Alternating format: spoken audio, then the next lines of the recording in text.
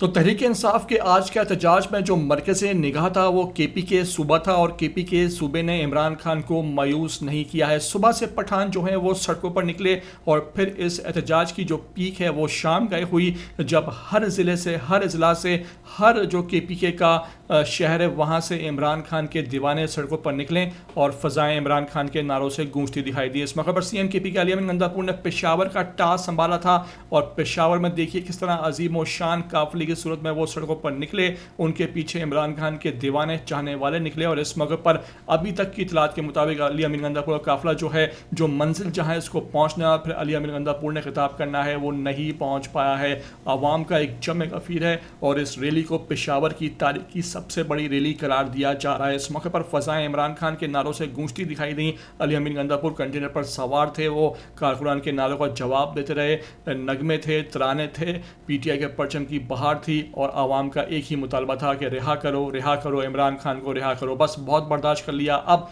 इमरान खान की रिहाई के लिए वाज़ा हिकमत अमली अपनाई जाएगी और अब जो एहतजाज होगा वो फाइनल कॉल तस्वुर किया जाएगा। आपसे रिक्वेस्ट है कि इस तरह की वीडियो को आखिर तक देखना नया हो ETV 247 उर्दू पर तो लाजमी इसको आप सब्सक्राइब करो, लाइक करो, शेयर करो और कमेंट करके मुझे अपनी कीमती आरा से लाजमी आगाह ज़रूर किया करो।